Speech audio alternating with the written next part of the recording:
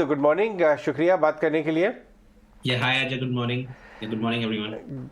ये बताइए अनिरुद्ध, कितना अच्छा लग रहा है आपको ये इन्फ्लेशन का जो भूत है जो बाजार को डरा रहा था, सिर्फ हिंदुस्तान में नहीं ग्लोबली।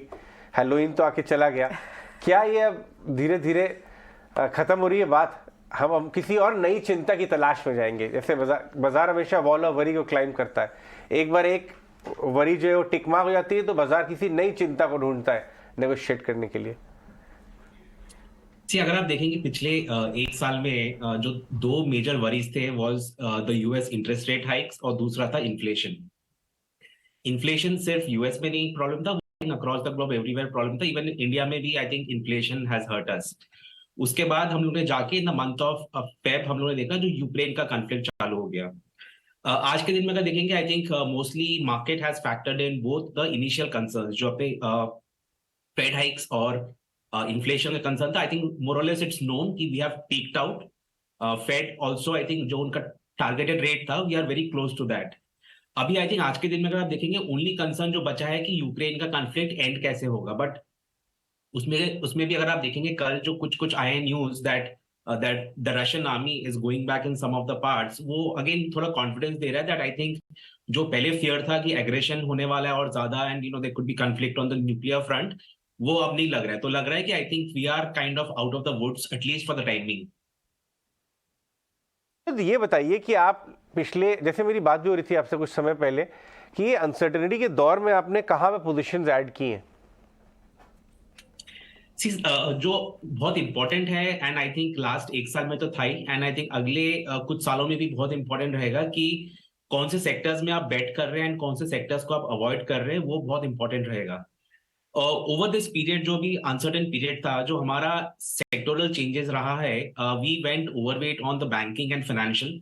जो हम लोग उसके पहले काफी अंडरवेट थे, बट लास्ट 8-10 महीने से we have been increasing our allocation towards the banking and financials.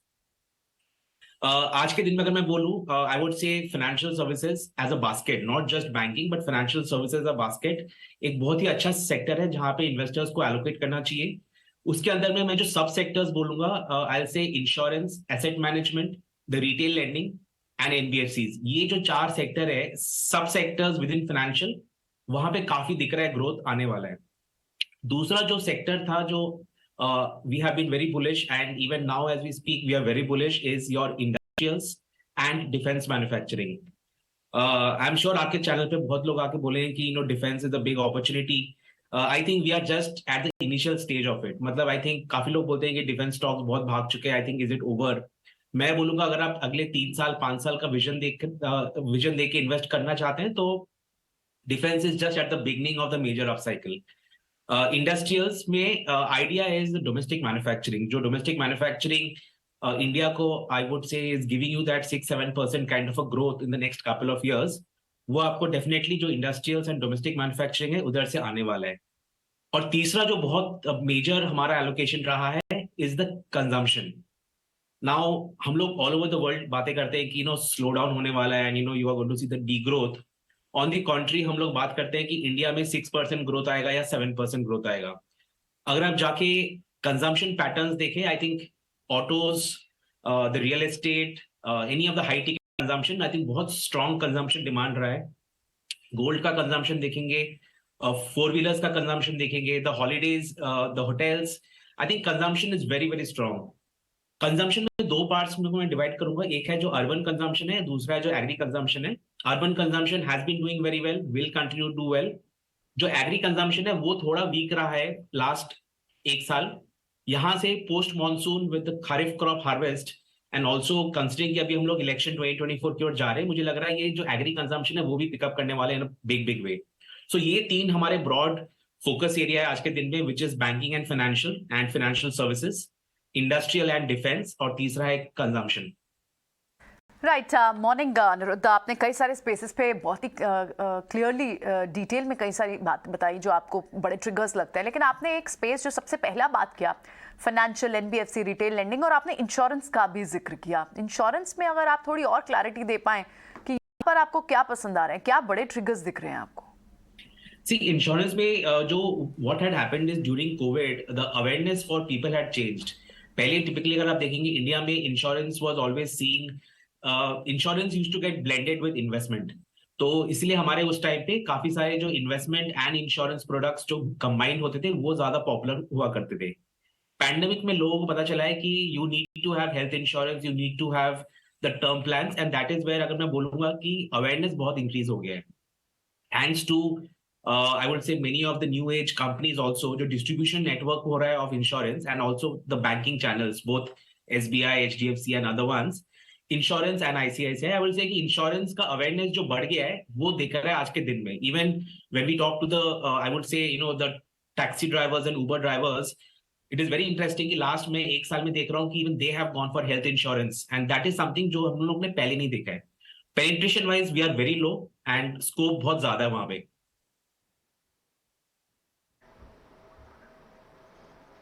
ठीक है अनिरुद्ध, आज ना आईटी कंपनीज फिर से थोड़ा चली हैं, और एक नहीं बल्कि छोटी मझोली सब कंपनीज आईटी की चली हैं। ये एक्चुअली कुछ ऐसी है कि जैसे आपकी गाड़ी बंद हो, एकाएक स्टार्ट हो जाए, आप पहले गियर में डालें फिर से आपकी गाड़ी बंद हो जाती है। तो भाई आईटी के अंदर करना क्या चाहिए? आईटी के अंदर एक सस्टेन व्यू लेके हमको रहना चाहिए, या फिर अभी थोड़ा बाहर ही रहें, क्योंकि अभी तो बैंकिंग का मौसम है, अभी तो बैंकिंग और फाइनेंस से ही पैसा कमाइए, आईटी में बाद में आएंगे जब मौका मिलेगा। See, हम लोग as a house, we have been underweight on IT for the last 8 to 12 months, and definitely वो बहुत अच्छा हुआ है for our investors।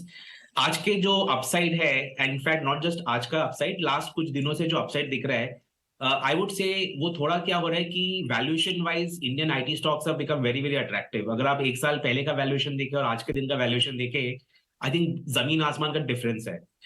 आज का जो मेजर मूव है that I would say is more to do with कल रात को जो यूएस मार्केट में हुआ, wherein you saw the Nasdaq going up by 5-6%, it is more a kind of the reflection of that। I will say कि don't jump into IT in a big way, but yes, जहां जहां दिख रहा है कि major concerns नहीं है with regard to growth, margin bottom out हो गई है, and the new deal wins का जो पाइपलाइन है ज्यादा इम्पैक्ट नहीं होने वाला है, वहां पे we can take small bets. Now IT का सबसे बड़ा कंसर्न ये है कि the reason why we have been underweight is bulk of the IT growth जो आता है, the earnings growth, the new deals, वो आपके यूएस एंड यूरोप मार्केट से आता है। आज के दिन में अगर आप बोलेंगे कि यूएस एंड यूरोप मार्केट में स्लो डाउन होने वाला है, डिस्क्रिशनरी आईटी स्पेंड्स कम होने वाला है, corporates are decreasing their employ strength, तो वहां पे अपने को दिखता है कि कंसर्न आ सकता है। So I am not saying कि the deal wins will get cancelled, but postponement of deal से समथिंग जो हमको दिख रहा था लास्ट 2 क्वार्टर से, आज के दिन में आप बोलेंगे वैल्यूएशन डेफिनेटली बहुत सस्ता हो गया है। ये क्वार्टर रहेगा to kind of gradually take bites into it, but yes on a day like today जहां पे बड़ा जंप आया है, आई विल से कि investor should not jump in just seeing the movement today, but they should enter on a bad day. ठीक है, all right. तो ये तो आईटी पर एक व्यू रहेगा कि फिलहाल ठीक है, कई सारे कंसर्न्स आईटी पैक के लिए बात की जा रही है, लेकिन जिस तरह की आज रैली आईटी स्टॉक्स में दिख रही है, फॉर श्योर कोई भी टेम्प्ट हो सकता है। अनिरुद्ध, बहुत बहुत शुक्रिया आज समय देने के लिए, इन सारे सवालों के जवाब देने के लिए, एक क्लैरिटी हमारे व्यूअर्स को देने के लिए कि कहाँ और कौन से स्पेसेस पर आप बोल रहे हैं। बहुत बहुत शुक्रिया आज।